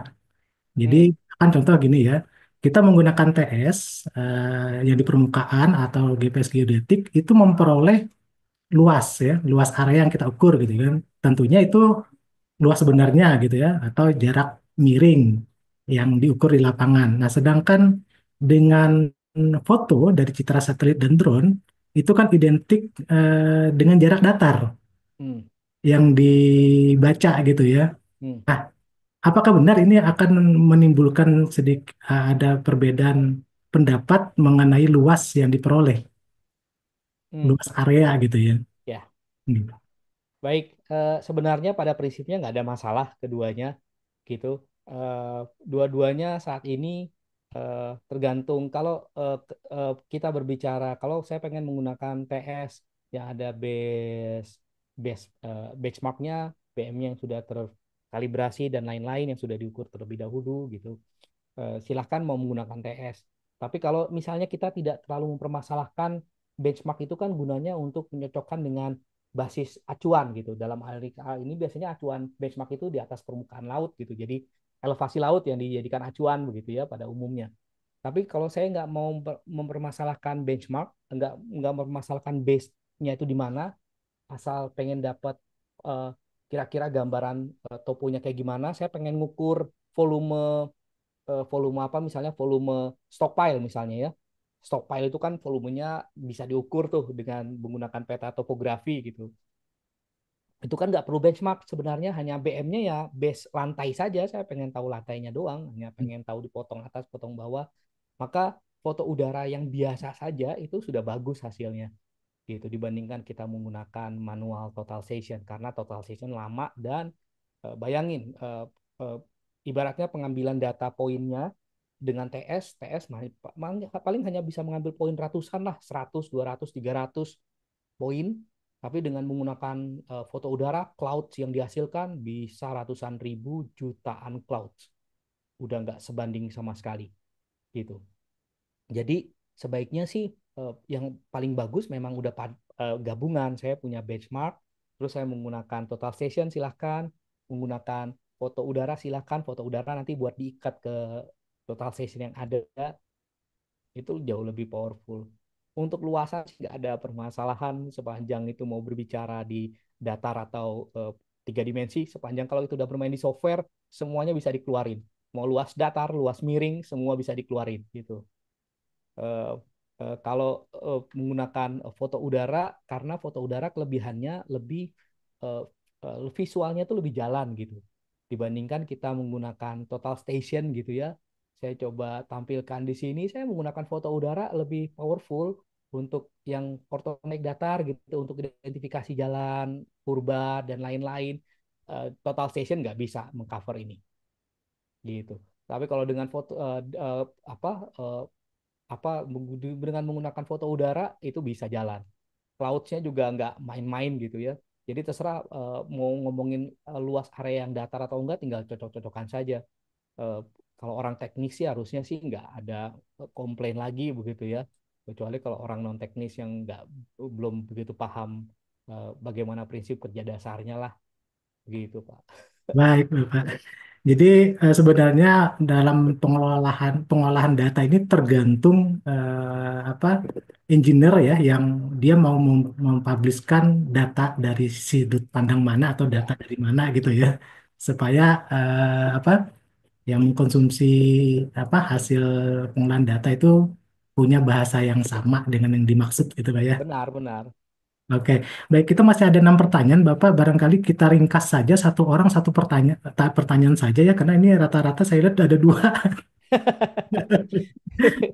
Jadi Dan nggak satu orang satu. nyangka Jadi kalau mohon semarik maaf ya adik-adik. ini bakal membosankan. Iya, kasihan ini pemateri kita apa tidak berhenti gitu ya. Dan mudah-mudahan nanti sisa pertanyaannya barangkali bisa kita apa jawab eh, pakai link atau di YouTube atau nanti dari panitia bisa bantu Pak ya untuk Ya, kita kirim ke adik-adik Pak yang bertanya. Baik, dari Rizky Akbar, apakah anomali seperti benda logam mampu mempengaruhi akuisisi atau analisis data reflektansi dari kamera multispektral? oke. Baik, G. sebenarnya benda-benda logam tidak terlalu mempengaruhi analisis atau akuisisi datanya, begitu ya. Tetapi dia lebih mempengaruhi kepada karena kalau kita menggunakan apa nih, misalnya menggunakan kamera gitu, kamera foto drone. Drone itu punya gimbal yang bekerja menggunakan kompas gitu ya. Nah, biasanya kalau ada logam-logam besi atau yang lain-lain, kita nerbangin drone itu agak susah untuk kalibrasi gimbalnya gitu karena dia sangat terpengaruh begitu oleh gaya magnet yang ada begitu untuk besi-besian khususnya. Tapi kalau untuk yang logam-logam lain sih nggak terlalu berpengaruh begitu ya. Jadi kita bisa tetap jalanin aja seperti biasa. Baik, baik Pak. Yang selanjutnya Nur Hikmah. Nah, ini juga masih dari Universitas Teknologi Sumbawa. Barangkali ini satu kelas kuliah ini Pak. Terima kasih Jadi ke Pak Robin ya dosennya kayaknya. luar biasa nih antusiasnya tinggi sekali. Apakah bisa ya panjang gelombang ultraviolet dan inframerah dimanfaatkan untuk mendeteksi mineral Hmm. tertentu? Ya ya. Dan Nah, jika bisa, bagaimana? Barangkali Pak, ada pedoman kali Pak ya tentang eh, panjang gelombang ini. iya. Ada bagusnya kalau nanti bisa mengecek salah satu literatur yang bisa digunakan gitu. Cari aja visible near infrared, short infrared, reflectance spectroscopy begitu. Itu karya Hauff. Hauff tahun berapa saya lupa gitu ya. Dan eh, memang untuk yang ultraviolet dengan inframerah, infrared itu infrared mana nih?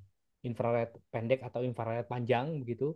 Itu ada identifikasi mineral-mineral tertentu. Clay itu sangat terpengaruh di short infrared, dia sangat terpengaruh, sedangkan yang besi-besian dia lebih ke near infrared begitu. Near infrared itu lebih punya signature yang khas. Mineral-mineral tertentu memang punya signature yang khas hanya di rentang panjang gelombang tertentu saja gitu.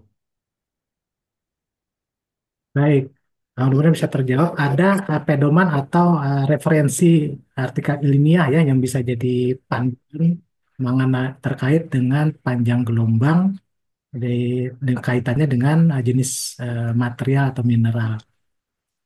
Baik Bapak, yang selanjutnya dari Ahmad Husnul ya. Jadi apakah ada karakteristik tertentu atau syarat untuk menentukan jenis citra yang digunakan Hmm. dalam melakukan pemetaan topografi atau eksplorasi mineral? Ya, baik. Terima kasih banyak gitu. Sebenarnya analisis pemilihan citra kita sesuaikan dengan target eksplorasi kita. Misalnya saya pengen eksplorasi besi, misalnya biji besi. Saya tahu biji besi itu punya karakteristik yang khas di rentang panjang gelombang visible near infrared. Jadi harusnya kita milih citra yang punya band visible infrarednya itu banyak gitu. Semakin banyak semakin menang gitu. Misalnya saya milih antara Landsat dengan Sentinel-2. Ini Landsat Sentinel-2. Saya cek nih visible infrarednya Landsat cuma punya 1, 2, 3, 4, 5. Hanya punya 5 band. Karena di sini nanti curah infrared. Sedangkan si Sentinel-2 dia punya 1, 2, 3, 4, 5, 6, 7, 8, 9. Punya 9 band di panjang gelombang visible near infrared. Sehingga dengan demikian antara Landsat dengan Sentinel-2 saya lebih prefer Sentinel-2 untuk mendeteksi besi gitu. Kalau untuk mendeteksi lempung gimana? Kalau lempung lebih cocoknya di short infrared. Short infrared Landsat punya 1, 2, Sentinel-2 punya 1, 2, 3, tapi 3 ini enggak jelek, ini yang 10 ini jelek enggak dipakai. Hanya punya 2 juga. Sentinel dengan Landsat so-so sama aja kemampuannya untuk mineral lempung. Tapi kalau kita bandingkan dengan Aster, Aster punya SWIR 1, 2, 3, 4, 5, 6, 7, punya 6, sorry. Maka Aster pemenangnya gitu. Kalau saya pengen deteksi clay, altrasi, Aster pemenangnya dibandingkan Landsat, dibandingkan Sentinel-2. Itu salah satu syarat tertentu kita menentukan jenis citra yang akan kita pilih gitu. Dan juga kalau untuk pemetaan topografi, nah pemetaan topografi ya mendingan pakai drone atau menggunakan Citrasar yang penetrasinya Oh, tinggi gitu. Begitu kira-kira. aduh. Baik, terima kasih Pak untuk jawabannya. Sepertinya untuk kita masih ada tiga penanya Pak. Ini saya ambil satu saja yang terakhir. Mengingat yang pertanyaan 9 dan 10 ini sepertinya tadi dalam penjelasan sudah ada kejawab gitu ya. Eh, Terkait cara memilih citra yang sesuai tadi, kemudian apa yang diperhatikan untuk memilih resolusi dalam pemetaan gitu ya. Jadi kita ambil yang pertanyaan dari Dimas Wijaya. Hmm. Apakah remote sensing ini termasuk data real time, Bapak? Data real time apakah termasuk data sampai seberapa jauh yang pengen dideteksi? Saya pengen deteksi hari ini, saya bisa desain gitu. Hmm. Misalnya saya pengen ke lapangan besok gitu ya, atau saya udah tahu nih Landsat tadi punya 16 hari resolusinya. Misalnya Landsat sekarang mengunjungi Kota Bandung. Terus saya pengen melakukan analisis lagi, mengambil data lagi di Kota Bandung. Saya desain 16 hari kemudian lah, karena 16 hari kemudian Landsat baru datang gitu. Tapi itu Landsat 16 hari. Sentinel-2 resolusinya seberapa? 5 hari. Setiap 5 hari ada datanya gitu. Setiap 5 hari akan ngukur kembali di titik yang sama. Sentinel-2 gitu ya. Eh, Sentinel-2 sebenarnya 10 hari, cuma dia punya 2 satelit, jadi seolah-olah 5 hari. Ada nggak yang setiap hari ada satelitnya? Ternyata ada rekan-rekan mahasiswa. Citra Planet yang terbaru, Citra Planet itu punya konstelasi satelit, punya 200 satelit lebih yang mengudara di permukaan di bumi gitu dia. Sehingga seolah-olah planet itu, planet.com, keluaran Planetscope nama citranya, setiap hari itu mengambil data di titik yang sama gitu. Jadi rekan-rekan mau ngambil data kapanpun, hari itu juga ada data citra planetnya gitu. Jadi bisa dibilang real time nggak? Ya itu mah udah bisa dibilang real time gitu ya kategorinya. Ya udah cukup akurat gitu dengan perkembangan teknologi yang sekarang yang lebih gila-gilaan. Pencitraan saya akuin gila-gilaan sama kayak teknologi HP kan.